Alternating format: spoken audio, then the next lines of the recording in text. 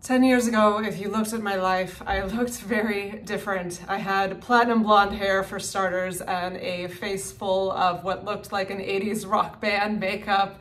I was a dancer living in Hollywood, and on top of doing these elaborate gigs or shows in crazy costumes and 6-inch stilettos, I was also working at a terrible little bar called Cabo Cantina, serving up margaritas till 2 a.m. and in my off time, living up the life of going out with friends to bars and drinking or stupid crazy parties in the Hollywood Hills where I was taking an Uber home at 7 a.m. Now my life on a day off entails of sitting in my bathrobe for hours, often in silence or out in nature by myself, sipping some tea and just enjoying a lot of quiet. It is quite a bit of a different lifestyle, and I can honestly say, though I had some good times back then and some great memories, I am much happier now and much more calm and at peace. And I've talked a lot about my videos, in other videos, about my practice of silence and solitude and its sort of ebb and flow into every facet of my life, how important these practices are. But I decided to take a little bit more of a deep dive into how I got there today, because I've had a lot of questions from people that are sort of curious about leaning into letting more silence and stillness and solitude into their life, but it is very uncomfortable because it seems so unnatural and so against the grain of modern day life. So I'm going to do a little bit of a deep dive today into how I arrived in such a place after having such a chaotic life, a very noisy and full life for so many years, most of my life. So let's unpack that today. When I was sort of brainstorming for this video, at first I was kind of stuck because it was such a natural progression. I'm like, well, how did I get here? But as I thought about it and sort of wrote it out, I realized it happened in sort of 5 distinct levels, 5 stages, if you will, that have gotten me into this sort of monk-like existence that I live now. And I use the word monk as a sort of a tongue-in-cheek thing for the title of this video. I am not proclaiming to be a monk, nor do I mean to disrespect or devalue the amount of intense training and rigorous commitment and devotion that actual monks go through. I am not at that level. I have not stayed in an ashram other than a couple afternoon silent retreats. So I'm not claiming that I am a monk. Notice the title is like a monk, but I do live, I would say, definitely in a pretty strong discord to the average American woman living in California in America. And I would say my lifestyle slants more towards sort of these monk-like practices. And again, as I was sort of unpacking how I got here, it really was a natural flow that happened in my life. So I'm not offering this to you as a prescription or you should do this or you need to follow these exact 5 levels that I went through. This is not like some doctrine or there's some instruction manual or book that I followed. It's really just how my life unfolded because of a really strong pull that was showing up. I was very much not okay mentally, physically, emotionally, spiritually. And something higher than myself, I think, pulled me through to this and to begin living like this. And these may be things that you can implement in your life or a little bit, or they might not go in the same order, or it might not all happen at once, or it may all happen at once for you, or it may take a longer time or a shorter time.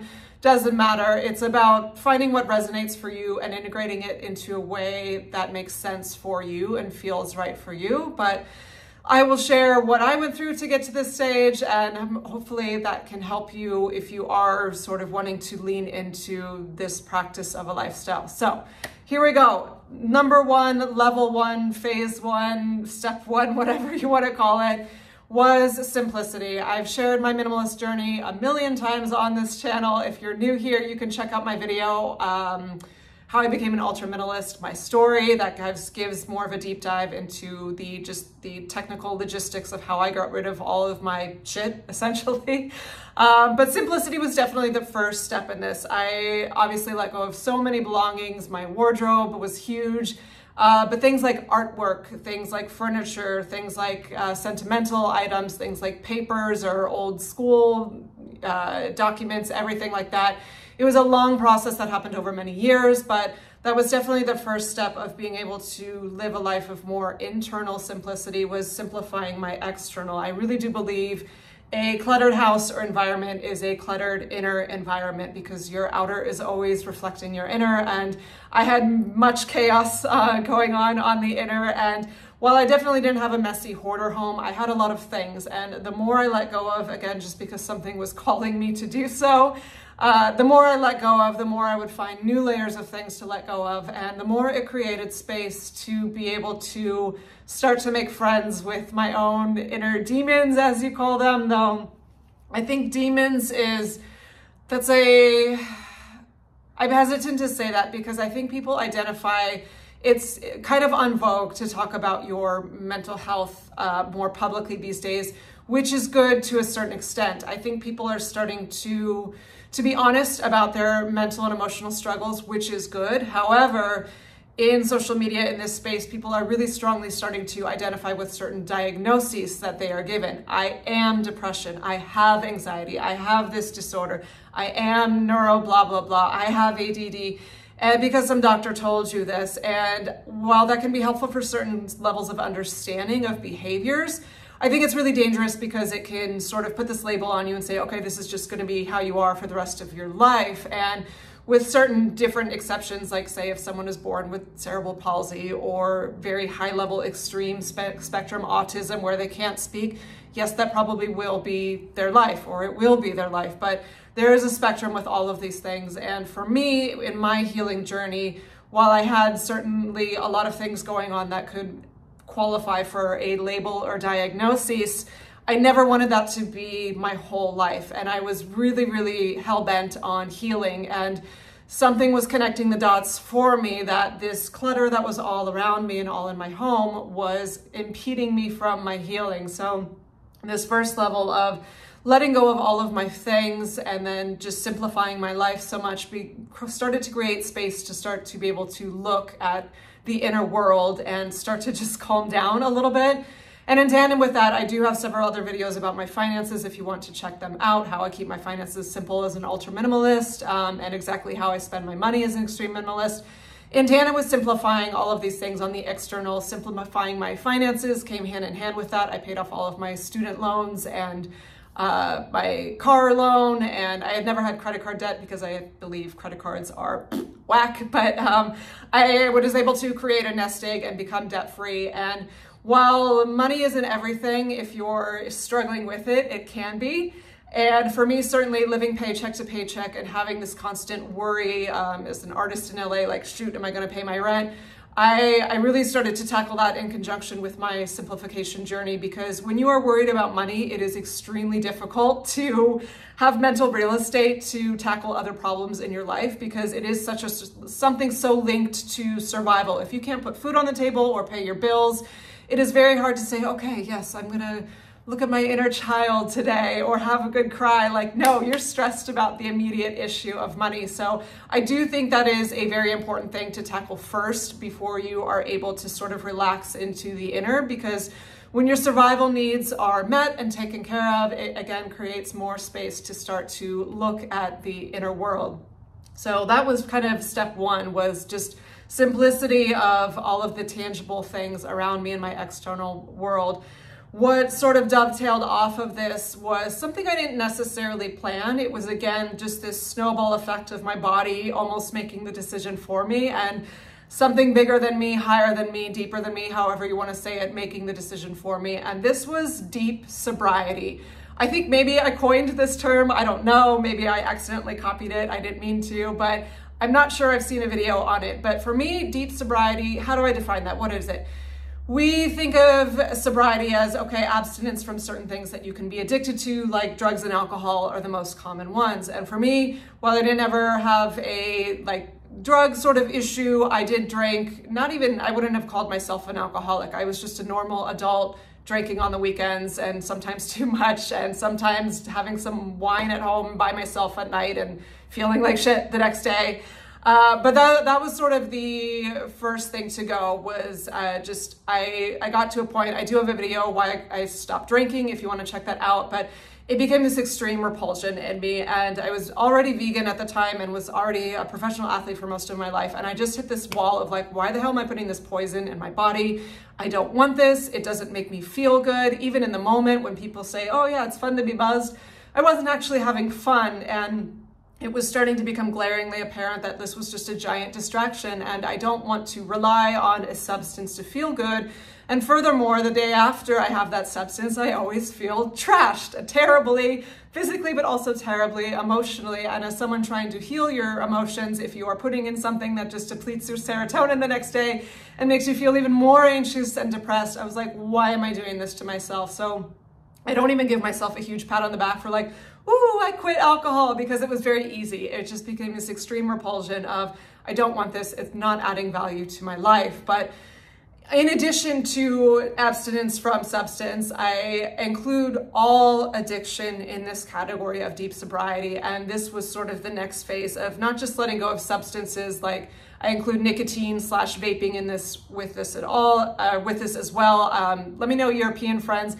Vaping is all over the US. I don't get it. I think it's terrible. So many kids are doing it and they're just constantly on it. And yes, okay, it's not a cigarette, but it's still a bunch of chemicals going into your lung. I don't think it's good. And it's even more pernicious because people think it's better for them. So they're just vaping 24/7. It's all over California. I hope less so in the world, but let me know in the comments if you are still seeing, or if you are seeing vaping all over the world. But within this category of deep sobriety, I'm gonna read off this list to you. By the way, I do have a lot more notes for this video because it's almost a bit more of an in-depth how-to, and I don't want to leave off things that I think were important steps of this. So my list of deep sobriety includes nicotine and or vaping, marijuana and or other recreational drugs, alcohol, coffee and caffeine. This was a huge one for me. I do have a video how and why I quit drinking coffee after 20 years, if you want to check that out. That was extremely difficult for me. While quitting alcohol was just like, boop, wipe my hands, I'm done. Quitting coffee took years and years and years of on again, off again. It was this horrible, destructive, you would call like a toxic relationship I had with it. Like I knew it was damaging me so much, but I couldn't stop. But I did finally stop. But I include that even though it's a socially acceptable thing and is such a huge part of so many cultures, it is still a drug and it is still addictive. So I include this in the deep sobriety category. Furthermore, and these are more of the sneaky, pernicious addictions, television, computer and or video games, movies, and shopping. Shopping is the most common one, and so many people don't see it as an addiction because we live in such a consumer-based society, such a materialistic society, that this compulsive online shopping or going to the stores just to troll around and try and find something, or manically hunting for that pair of jeans that you saw some celebrity wear because you think it's going to add value to your life, it is really not. And I never got into video games or computer games as an adult, but shopping and television or movies or shows on Netflix, I would just binge watch Grey's Anatomy or shows like Mad Men on my phone for hours on my days off, and it was such a waste of time. But as I was simplifying my life and I had this new sort of space created from my outer world, I was starting to see other things that were causing problems. And as I was minimizing so much, I realized how much better I felt without the clutter in my home. And while it did take a couple years to level off and curb the appetite of shopping, it became very apparent, like, I feel so much better without all this stuff. Why would I keep going to buy new stuff? And furthermore, just realizing how much that high of buying something doesn't actually make me feel better. And it makes you feel worse in the end, just like any other high, because you're searching on the outside to fill some void, and it doesn't actually fill the void in the long run. So you're left sort of more bottomed out than you were before. And the same thing with television. I've gone after very passionate pursuits in my life. And when you spend your life getting caught up in someone else's stories, you're distracted from creating your own magnificent story, and It takes away your energy from creating a life that is worth living, a life that you don't want to escape from, a life that you get excited to live each day, where you're not just counting down the days or the months till your next vacation. That's how I want to live my life. And it became and TV is so addiction. It's so addicting. It creates such dopamine in your brain. These shows are designed to get you to binge and binge and binge. And it's like coffee or drinking. It's a socially acceptable thing that everyone does, but that doesn't mean it's healthy for you or a good use of your time. And so the next level of this was just sort of seeing, the blinders were taken off of seeing all of this addiction in all these different areas of my life, that I was searching for something on the outside to make me feel better and just wasting my goddamn time consuming digital content and YouTube was another one. I was extremely addicted to YouTube, and some of it was healthy for learning tools and learning content, but I would again fall into that rabbit hole of scrolling for hours. When I used to have an Instagram, I would scroll for hours. So all of these things came hand in hand, and it was a concerted effort on my part to just say no to all of them. And with the exception of coffee, they all fell away pretty quickly and pretty easily. Deleting my Instagram, I did that years ago now, I think like 6 years ago now. And after like a week of FOMO, I was like, oh my God, that stuff was toxic. How did I have this in my life? But I didn't get off coffee till last year. Again, you can watch that How I Quit Coffee video if you're specifically interested in caffeine, and I don't do any caffeine at all anymore. But it just was this overwhelming pull and desire to not have addiction run anything in my life. I don't want to be dependent on a pacifier like a child or a security blanket of, I need this thing to be okay.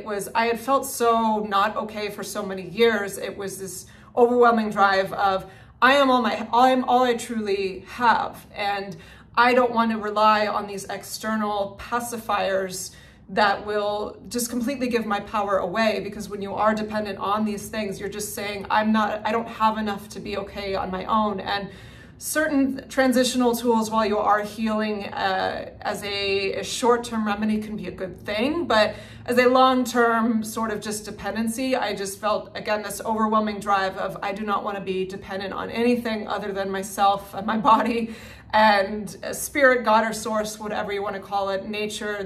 Those are the things that are truly enriching. All of this other stuff is just a big fat distraction. So that was level 2. Level 3, which came off of this sort of naturally, well, I wouldn't say I planned this at all. It sort of just happened, but I've been celibate for over 4 years now, and I'm not declaring this as any sort of self-righteous claim, because it's not something I planned, and it's not necessarily something I love or enjoy. It can be very painful at times. I'm a human, I'm a woman, we all have needs, but after sort of 10 years, 6 years, because it's been 4 years now, whatever about the math, many years of just dating the wrong guy and giving my heart away so easily. And I just going after the wrong person is the best way to put it. If you want to check out the video, it's how and why I've been celibate for 4 years. If you're interested in that, you can check it out. But I just had gotten my heart sort of trampled on many times, and it takes two to tango. It was me choosing the wrong person, and I just hit this wall of no. And I'm not inviting love into my life, but I'm not inviting frivolous connection into my life. Aside from any sort of religious affiliation, because I'm a spiritual person, but I don't confine myself to any sort of definition of any religion. I do think intimacy is a very sacred thing, and it has been lost in our modern culture of Tinder and Hinge and swipe right and instant gratification and just a new person every week, and oh, I'm bored or lonely, so I need this person to fill me up, fill this void.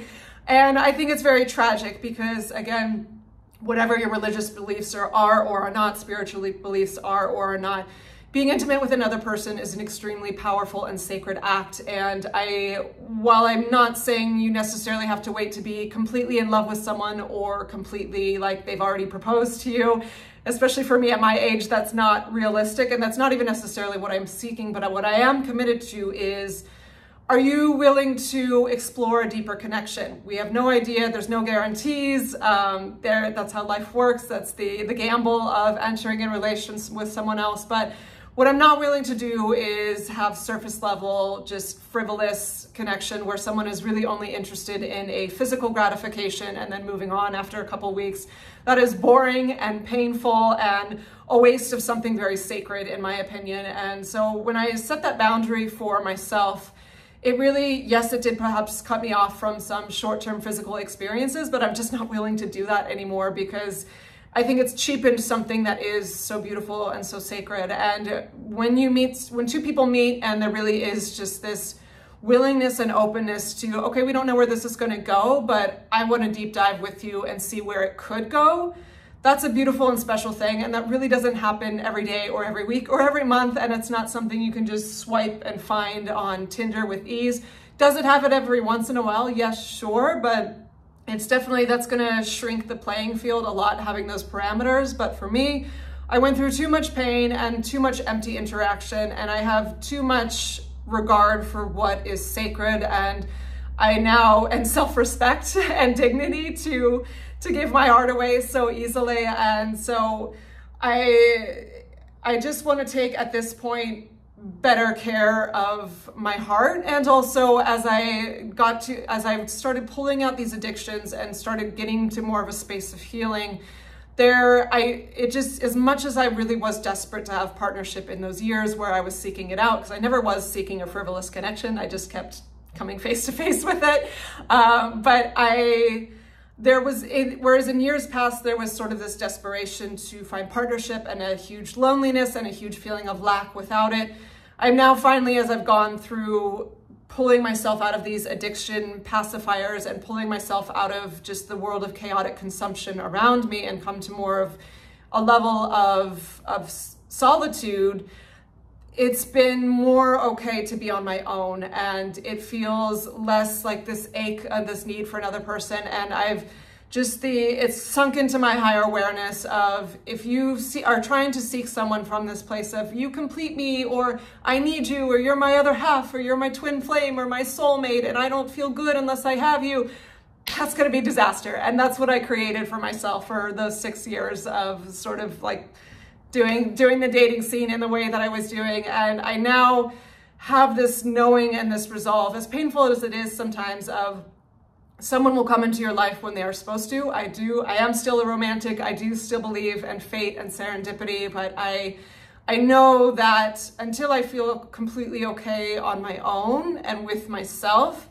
then that's when the person will come in the right time. Because the thing is, when you do spend so much time on your own, it really does create a lot of healing and self-development and self-worth.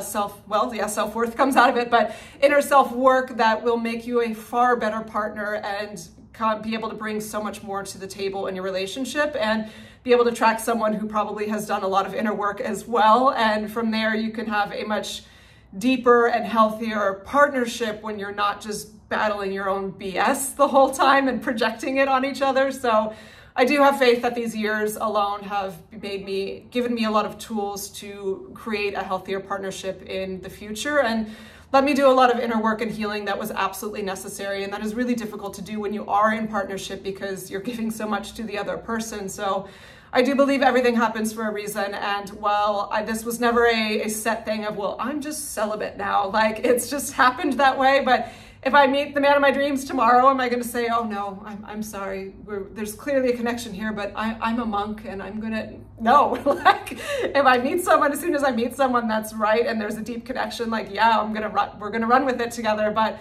until that moment comes, I am more now comfortable with being on my own, which brings me to phase number 4. And that is just solitude in general, as this need to date sort of fell out of my life.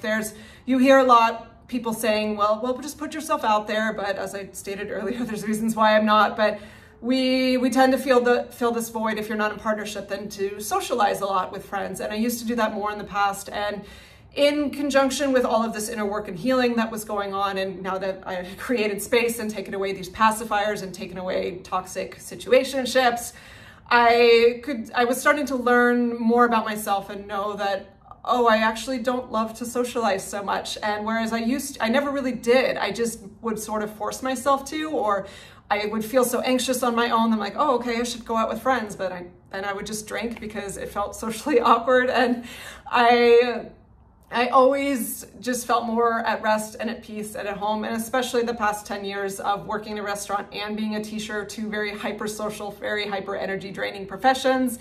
As these layers and these phases were happening, it became more and more apparent how much time I really do enjoy spending on my own, and the need to socialize and be with friends fell away. And I say this with a grain of salt because everyone has different spectrums of what they need socially. And if you thrive off of your friend groups, I'm not telling you to stop hanging out with your friend groups. It's just about finding your own limits and your own balance. But people in the comments have expressed to me their interest of wanting to spend more time in solitude because something bigger than them is asking them to do it, but they do feel scared because they're just not used to spending so much time on your own. And that's why I think explaining these levels that brought me to this solitude space, I think will be helpful, because had I 10 years ago just cut everything off and just sat by myself alone and without any of this stuff, I would have freaked out. Like, I wouldn't have been able to do it. This was just like pulling away all of these layers of addiction and pacifiers, really, and distraction. And so as I sort of pulled myself out of the dating world and was not just wrapped up in addiction and consumption anymore, it became a lot easier to spend time on my own, and it actually started to feel gratifying in a way, and it wasn't torture. I wasn't just sitting at home, oh man, I wish I could hang out with my friends, but I have no friends, or my friends invited me out, but I'm gonna say no because I'm gonna be a monk. Like, no, it was just me honoring what my soul wanted to do, and more and more and more my soul just wanted to stay home and meditate, because things that were starting to become abundantly clear as I did declutter these other toxic things out of my life was personal development became far more enriching than social gatherings. I still love, when I do hang out with friends, I love like one-on-one or one with two people where I really can have like deep dive conversations like this, where we can, let's have some real talk. Let's talk about what's really going on in life, or your emotions, or the universe, or black holes, or past lives, or whatever. Like, that kind of real deep connection I think is wonderful. But larger social gatherings for me in general tend to be incredibly boring, and people tend to sort of default to shit talking about coworkers, or shit talking about their job that they hate, or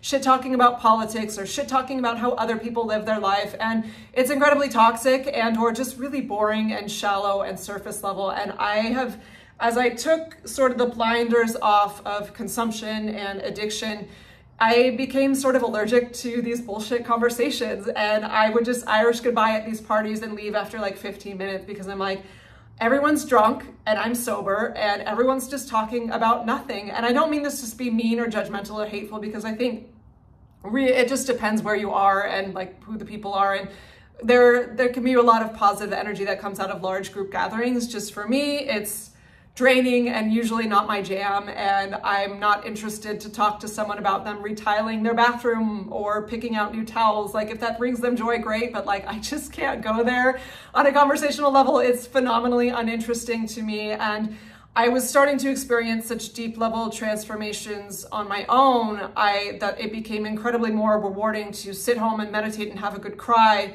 and start to connect to deeper places in myself, or deeper waves of being, that felt far more enriching than just, sitting at some bar and everyone's drinking. And especially with pulling all these addictions out of my own life, I really just hated being around everyone else drinking or smoking marijuana. And I don't mean this in a judgmental way, like everyone's free to live their life how they live their life. But for me, just seeing the addiction around me, it didn't tempt me to want to drink or smoke myself at all. I was even more appalled by it. But just seeing how much it can really cheapen the human experience and dampen someone's energy, or pull people into really dark energy, or just not bring out the best sides of people, or just, again, pull them into a really shallow and surface level interaction, it really just became very unattractive to be around. And so pulling into solitude felt much better for me. And while it was lonely sometimes at first, it started to become very much not lonely, because I was starting to develop a relationship with myself, and having now been out of the trap of toxic relationships and toxic consumption and toxic substance abuse for many years now, I was starting to experience a deeper level of healing, to where I didn't feel like I needed to escape from myself, if that makes sense. Because socializing, even though human connection it's important, it can also be a distraction. It can also be an addiction. It can also be a huge pacifier, because again, I just felt, for me, and this is my path, it doesn't mean it's everyone else's path, I felt this overwhelming drive to just be able to be 100% okay and happy with just myself. And then if things add to that, like good, human interactions, or Mr. Right someday, or whatever, then that's wonderful. But I very much felt this need to just be okay on my own. And so that's where, just the more I spent time in solitude, the more it just felt natural and comfortable and good. It wasn't suffering, it wasn't deprivation in any way. And that's what brought me to the final stage 5 of silence. And this is the one I get the most questions on, because this is the one that makes the most people uncomfortable. And certainly, unless you're at some sort of group meditation, a group of people sitting in silence, doesn't typically happen that much. So silence and solitude sort of come hand in hand.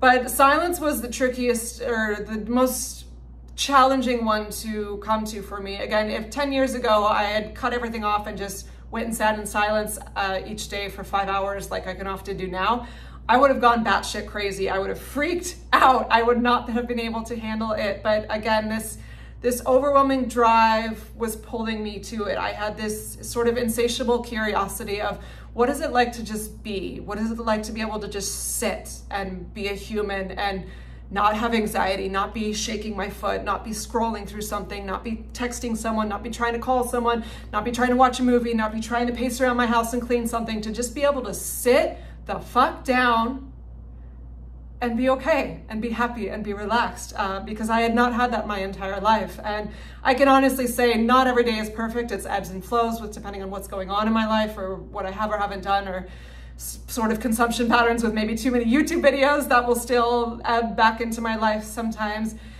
The spectrum of relaxation will still be a fluctuation. It is a practice, but for the most part, since a year ago when I really implemented this silence practice, I crave it more than anything, and it is the majority of how my time is spent. And for this one specifically, I've got quite a long list of how specifically I was able to get to so much silence, because so many people, this is the biggest one. People are like, yeah, I can quit drinking, or I could stop watching TV, but sitting in silence, like, how the hell do you do that? Like, that's torture. And I'm not torturing myself anymore. It truly is just relaxing and peaceful for silence. So here's my list of how exactly I was able to come to this, on top of the 4 stages that I just mentioned.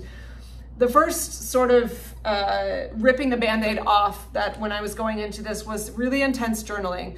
If there's no music, there's no books, there's no movies, there's no friends, there's no texting, there's no scrolling, there's no shopping, there's no drinking. What do you fill your time with? Initially, when it is very uncomfortable and very agitated and very anxious or depressed or whatever, I started journaling. I had these huge school notebooks, and I would just write and write and write and write and write. And this was incredibly helpful for very, very many years, actually. And I've now sort of transitioned past journaling. Will I never journal again? No, I think it's a very healthy activity. But again, I started getting in a loop after so many years of doing it, of seeing that even could be a distraction. It's a healthy one as a healthy healing tool, but it was just this next layer of, okay, what am I like without even being able to journal? Because in Buddhist, there's a practice called Vipassana, where you spend 10 days in complete silence, and they don't even let you have books or music or journaling. It's literally just complete silence for 10 days. And that's where the deepest healing comes out of. And that's where the point I'm at now. But I definitely recommend, if you're at the beginning of this and you're in extreme discomfort and a lot of really strong emotions are coming up, start writing, and it will help release those emotions. It'll help bring your brain back into present. If you're spinning out in anxiety, putting pen to paper brings you back into your logic center. So I definitely recommend that.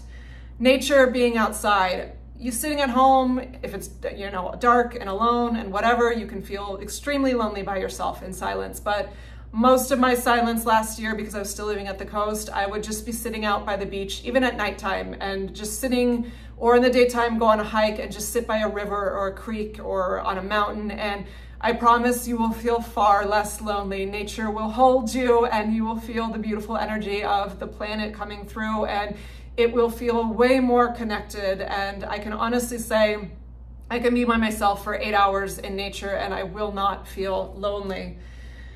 Feeling God and source energy. The more that I've leaned into this, the more do I don't fit myself in the box of one certain religion, but I do just say I'm a spiritual person. And when you have noise and constant clutter and distraction and addiction and people around you, it can be very difficult to feel that inner source energy or the universe or God, whatever your vernacular is for it.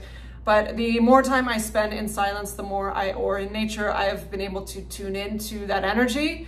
And it's very powerful, and it's very much something I want to know. And so it's a positive feedback loop of more time in silence, more time feeling this greater force bigger than myself that does feel like love and trust. So yes, I'm going to keep spending more time in silence. The fierce strive to be okay on my own without security blankets. I've mentioned this just a couple of times now, but just to reiterate it, it is a very powerful thing to have complete self-reliance, to be spinning out with really hard emotions and being able to carry yourself through it without a bottle of wine, without scrolling through Instagram, without reading some self-help book, whatever, even though those literature can be helpful at a certain point. For me, it's this insatiable drive to, I just want to be able to carry and hold myself. And then if more help comes, a cavalry comes on top of that, wonderful. But to be able to truly take care of your own needs without external pacifiers is a very powerful and healing thing. And that comes with just more and more practice in silence. And the discomfort that you experience in this silence, there's a term I've mentioned before in other videos called hormesis, which is a phenomenon in nature where plants or other shrubbery have to be put through intense stressors in order to thrive. And I think humans are the same. I think in this modern age, we've tried and pushed to make our lives so bloody easy that we've lost contact with a lot of grit that is actually inherent to humans and necessary for survival and thrival. And having that grit in the beginning stages of your silence, and where you start to like get really, really anxious or fidget or cry or depressed or angry or whatever, having the resolve to say, okay, this is like being in the gym with weights or swimming a bunch of laps in the pool or running up a mountain. This is my athletic mind and spirit training, and having that perspective on it, saying, okay, yes, this is the hard part, but it's supposed to be hard. And when I get through this and carry myself through this, I am stronger on the other end of it. So that's definitely something I've always kept in mind throughout all of this. And it definitely has made me stronger and had more emotional staying power and resolve. And remembering the why of why you're doing this. For me, I just had such insanity in myself, and I see such insanity in the world that coming to this space of slowness and stillness feels very much like a remedy. Because another point I have here is I was starting to see extreme real-time proof of how much value this was adding to my life. Real-time clarity, real-time vision of what I want my path to be, real-time healing emotionally, real-time just inner peace and tranquility to where I'm not so reactive, real-time acceptance of my lack of partnership in my life, real-time just learning how to actually love myself, real-time seeing anxieties and old fears fall away. When you start to see these things show up in real time in your life, it's a very powerful reinforcement tool of, okay, yes, this practice is really, really extraordinarily important for me at least. So when the difficult moments do come up, I remember how much healing this is giving to me. And so I push through those difficult moments. And really just the last point I have here is, this sort of ties it all together, knowing that if you are struggling with anything, having some love in your life is so extraordinarily important and helpful, and especially if those people are really truly wanting to help you, having, you know, healing tools outside, whether it's sound baths or yoga or eating organic foods or whatever the hell, that's all wonderful, great things. But at the end of the day, the most powerful healer you have in your life is you. And for me, having struggled so long with so many things, depression and anxiety and just overwhelm and feeling lost, when I tuned out all of these levels that I just spoke of and came into relation with just myself, just me and me in silence, I have experienced the most profound healing and profound just evolvement and shedding of old pains that had been with me for years and years and years. And so that's why for me it's such a profound practice that it's no longer, maybe sometimes it's a little uncomfortable, but it's absolutely not torture. It is completely vital to my mental and spiritual and emotional well-being. And I think if you feel called to pull this into your life, if you're still watching 40 minutes in, you probably are interested in some level. Try it out. You know, maybe you don't have to follow the exact rubric I did, but I do think it goes from sort of a more superficial level to a more finite level, if you will, and things that are a little bit more difficult to extrapolate from life. But for me, it's been, I can't put words on how vital of a tool it's been. It's been the most healing and rewarding part of my life. And I really, while I do want to invite partnership back into my life, things like drinking or partying or shopping or being addicted to TV shows, none of that's ever going to come back in, and I have no desire or place for it because I have such a deeper level of experience now in this way of living. Okay, if you're still with me, thank you so much for listening to all of this, and I wish you blessings on your journey. Let me know in the comments if any of this resonates and you feel like you want to put many or all of these practices into your life. Other than that, thank you for watching and have a blessed day. Bye.